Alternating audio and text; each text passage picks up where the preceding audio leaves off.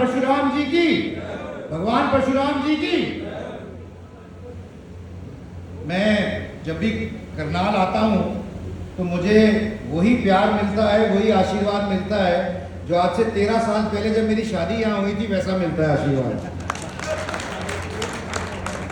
मैं आप सब यहाँ समय निकाल के आए, सम्मानित मंच, भाई हरविंदर कल्याण जी, हमारे विधायक अशोक शर्मा जी प्रधान ब्राह्मण सभा, प्रमोद शर्मा जी प्रधान परशुराम धर्मशाला जी, राजेंद्र प्रजापत प्रधान प्रजापत सभा जी, चरणजीत राणा जी, सुदामा सरपंच जी, संजय सरपंच जी, रामनिवास प्रधान जी, मांगेराम सरपंच जी, जयपाल शर्मा जी, ईश्वर शर्मा जी, गौरव मेरा भाई छोटा,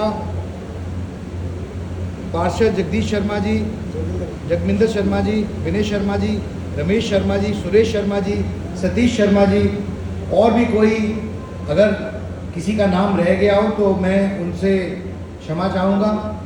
सम्मानित मंच, क्योंकि सभी लोग यहाँ पर समाज के प्रबुद्ध लोग हैं, मैं सबसे पहले तो आपको बताना चाहता हूँ, मैं किसी मुख्य अतिथि के तौर पे या सांसद या नेता के नाते से आपके बीच में नहीं आया हूँ, मैं आपके भाई और बेटे के नाते से आपके बीच में आया हूँ।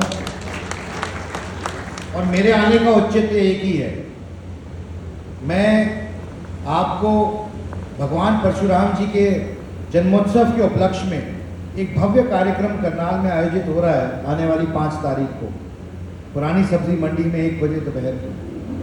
मैं आपको उसका न्योता देने आया हूँ, उसका निमंत्रण देने आया हूँ। विनोद शर्मा जी के, पंडित विनोद शर्मा जी के आदेश पर आपके बीच में उनका संदेशा लेके आया हूँ कि आप सबों ने उस कार्यक्रम के अंदर आना है और उस कार्यक्रम को एक बहुत सफल, सशक्त, सक्षम कार्यक्रम बनाना है, क्योंकि भगवान परशुराम जी तो 36 बिरादरी के भगवान हैं। वो किसी एक जाति के या एक समुदाय के भगवान सिर्फ नहीं है, हम तो उनके वंशज हैं।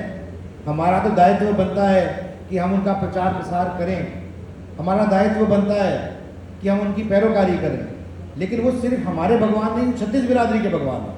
तो मैं आपके माध्यम से आज 36 बिरादरी को न्योता देना चाहता हूँ इस कार्यक्रम के लिए कि वह सब आएँ और इस कार्यक्रम के अंदर अपना योगदान डालें, योगदान दें और इस यज्ञ के अंदर अपनी आहुति देकर इस कार्यक्रम को बहुत सक्षम और सफल बनाएं।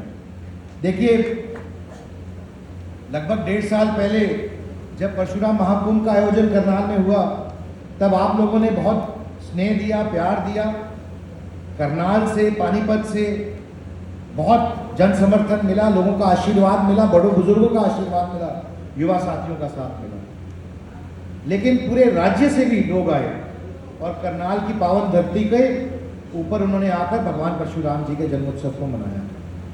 आज भी ऐसा ही एक उपलक्ष्य है, ऐसा ही एक दिन है, क्योंकि लोकतंत्र के अंदर सिरों की गिनती होती है और लोकतंत्र के अंदर हर एक व्यक्ति को अपनी बात रखने का अधिकार है, अपनी बात रखनी भी चाहिए। मुझे खुशी है कहने में कि जब मैंने ये बात माननीय मुख्यमंत्री मनोहर लाल जी के सामने रखी थी, तब हमने अपनी 13 डिमांडें उनके सामने रखी, जिनमें से उन्होंने 10 वहीं स्पॉट पे हाँ कर दिया और कार्यान्वित करने का काम किया।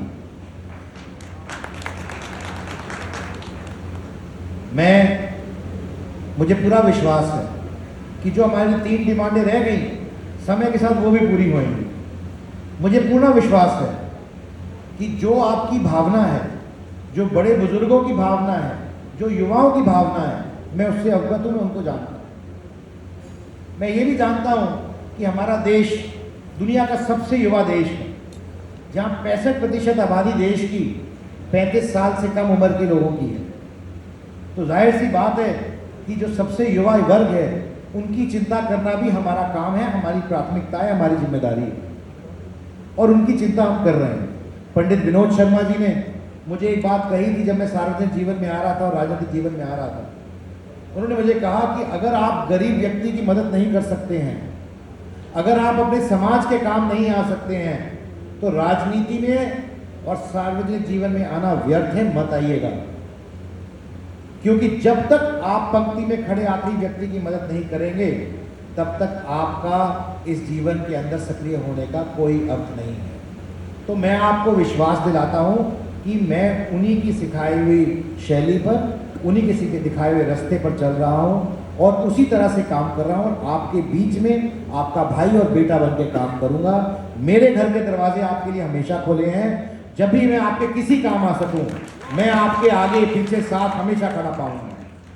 मैं बात रखना चाहता हूँ कि जो लड़ाई पंडित विनोद शर्मा जी ने लड़ने का काम किया, उन्होंने 2013 में इंटरव्यू सिस्टम खत्म करने की बात उठाई। उन्होंने कहा कि इंटरव्यू सिस्टम एक ऐसी प्रथा है जो खत्म होनी चाहिए, एक कुरीति है, ताकि हर व्यक्ति को मेरिट पे नौकरी मिले। मैं धन्यवाद करना चाहता हूं मनोहर लाल जी का, जिन्होंने उस कार्यक्रम को, उस प्रोग्राम को कार्यान्वित करने का काम किया, क्योंकि जैसे ही 2014 में सरकार आई तो इंटरव्यू सिस्टम खत्म करने का काम मनोहर लाल जी ने किया। मैं आज पटल से उनका पुनः धन्यवाद करना चाहता हूँ। विनोद शर्मा जी ने लड़ाई लड़ने का काम किया, चाहे वो धोली के मालिकाना हक की लड़ाई हो, चाहे वो एपीबीजी की लड़ाई हो, या कोई अन्य लड़ाइयाँ हो जहाँ पर गरीब या फिर छत्तीस बिरादरी के कल्याण की बात हो। उन्होंने कभी फर्क नहीं किया। उन्होंने ये नहीं देखा कि ये व्यक्ति कौन है, कहाँ से आया है, किस क्षेत्र से आया है। उन्होंने कहा ये ज़रूरतमंद है, उसकी मदद करने का काम किया।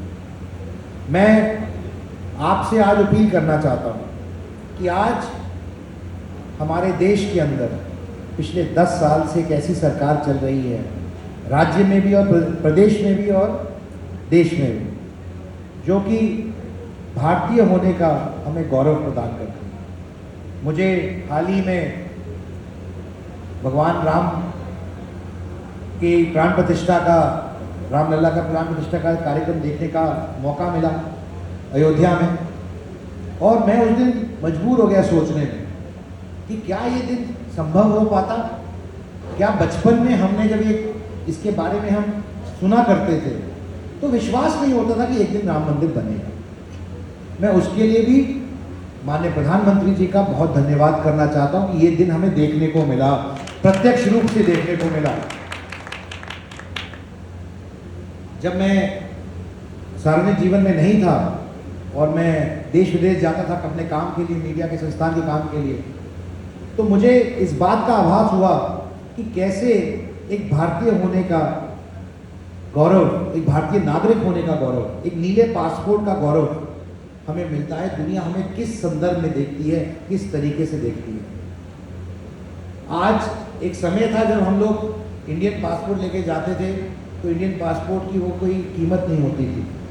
आज वही इंडियन पासपोर्ट जब आप लेके जाते हैं तो आपको एक अलग निगाह, अलग नज़रिए से देखा जाता है दुनिया में। ये इसलिए संभव हो पाया क्योंकि आज भारत दुनिया की 5वीं सबसे बड़ी अर्थव्यवस्था है और तीसरी बनने की कगार पे खड़ी है।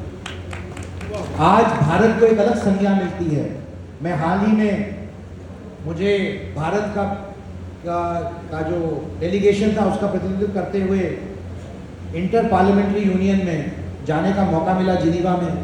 इससे पहले भी मुझे जाने का मौका मिला और यूनाइटेड नेशंस की कमेटी का मुझे उसमें दायित्व मिला, जहाँ मैंने भारत का पक्ष रखा उसके अंदर। तो वहाँ पर जितने भी देश आए थे जिनसे हमारा सरोकार था, जिनसे हमारी बातचीत थी, जिस तरीके से हमने उनसे बात की, जिस तरीके से उन्होंने हमारे को रिस्पॉन्ड किया, मुझे कहने में कोई संकोच नहीं है कि आज भारत को जिस नज़र से देखा जाता है, एक अलग विकसित देश की श्रेणी में, हालांकि हम विकसित देश नहीं हैं, उसकी श्रेणी में देखा जाता है। इस तरीके से लोग हमें देखने लग गए हैं, समझने लग गए हैं। मैं बात प्रधानमंत्री जी की सोच की भी करना चाहता हूँ। जब वो कहते हैं कि 2047 में भारत एक विकसित देश बनेगा, तो क्या परिभाषा है विकसित देश की? क्या है परिभाषा? परिभाषा विकसित देश की ये है कि जो देश का सबसे गरीब व्यक्ति है, जो सबसे ज़रूरतमंद व्यक्ति है, उसका जो लिविंग स्टैंडर्ड है वो एक स्तर के ऊपर आ जाए। कोई भी व्यक्ति देश में गरीबी रेखा के नीचे ना रहे। हर व्यक्ति को जो मूलभूत सुविधाएं हैं वो मिलनी चाहिए। इससे पहले पिछले 75 साल में किसी प्रधानमंत्री ने बात करना छोड़िए, इसके बारे में सोचा भी नहीं। तो ये सोच को लेकर वो आगे बढ़ रहे हैं, इसलिए हमें उनको सशक्त करना है ताकि प्रचंड बहुमत से आने वाले लोकसभा चुनाव के अंदर हरियाणा में भी और देश में भी भारतीय जनता पार्टी सरकार बना सके और प्रचंड बहुमत से नरेंद्र मोदी जी तीसरी बार देश के प्रधानमंत्री बन सके। आप सबका सहयोग इसके लिए बहुत अनिवार्य है। ब्राह्मण समाज ने हमेशा से आज़ादी की लड़ाई से लेकर अब तक आगे बढ़ चढ़ के अपना योगदान दिया है। देश के नवनिर्माण के अंदर, देश को आगे बढ़ाने के लिए हर जगह जहाँ पर भी जरूरत पड़ी है उन्होंने अपना योगदान दिया है। और मुझे पूर्ण रूप से विश्वास है कि इस चुनाव के अंदर भी वो अपना एक बहुत महत्वपूर्ण अहम योगदान देंगे प्रधानमंत्री नरेंद्र मोदी जी को तीसरी बार प्रधानमंत्री बनाने के लिए। तो मैं बहुत लंबी बात तो नहीं कहना चाहता, लेकिन मैं अपना पुनः निमंत्रण आपको इसका दोबारा एक बार बताना चाहता हूँ कि आने वाली 5 तारीख को 1 बजे पुरानी सब्जी मंडी में एक कार्यक्रम होगा और इस कार्यक्रम की मुख्य जिम्मेदारी आप सबों की है। आप सब इस कार्यक्रम के अंदर विशिष्ट अतिथि हैं, जो आपको इस कार्यक्रम को सक्षम बनाना है, सफल बनाना है। और क्योंकि ये कार्यक्रम करनाल में आपकी जिम्मेदारी और बढ़ जाती है और क्योंकि हमारे कार्यक्रम के मुख्य अतिथि मनोहर लाल जी हैं, तो आपके कार्यक्रम की जिम्मेदारी और बढ़ जाती है कि हम इस कार्यक्रम को एक नए एग्जाम्पल के तौर पर प्रस्तुत कर सके और कुछ पुराने सारे रिकॉर्ड तोड़ के आगे बढ़ सके। मैं बहुत ज़्यादा समय नहीं लेता हूँ, आप लोग बहुत देर से इंतज़ार कर रहे हैं और मैं बस इतना ही कहना चाहता हूँ कि जिस तरह का प्यार आपका बना हुआ है वो उस तरह का प्यार बना रहे। देखिए, मैं चुनाव तो लड़ता नहीं यहाँ से, मैं तो आपका सिर्फ प्यार का भूखा हूँ और प्यार ही लेने आया हूँ और कुछ नहीं चाहिए आपसे। तो इसलिए आपका प्यार इस तरह बना रहे, आशीर्वाद बना रहे, बस इतनी कामना है। और इसके साथ भगवान परशुराम जी का जो ये जन्मोत्सव है उसको पूरे हर्ष और उल्लास से मनाएं, ये मेरी कामना है। और मैं इतना ये भी कहना चाहता हूँ कि भाई हरविंदर कल्याण जी जो आपके कर्मठ विधायक हैं, इनका मेरी जीत में भी उतना हिस्सा था। इनका भी पूरा श्रेय है मेरी जीत के अंदर, क्योंकि इनकी वोट ही नहीं थी, इनका सहयोग और योगदान भी था। जैसे कि पूरे करनाल जिले का है, इनका भी उतना ही था। और आपके पास एक इतनी अच्छी टीम है, मनोहर लाल जी जैसे सांसद होंगे आपके पास, इतने आपके अच्छे विधायक होंगे। मैं कहता हूँ आपको किसी चीज़ की कमी नहीं आएगी और अगर आई तो आपका छोटा भाई भी आपके साथ इसी टीम के साथ कंधे से कंधा मिला के चलाए, ताकि आपको किसी भी चीज़ की कमी ना रहे। बहुत बहुत धन्यवाद। जय हरियाणा, जय भारत, जय परशुराम।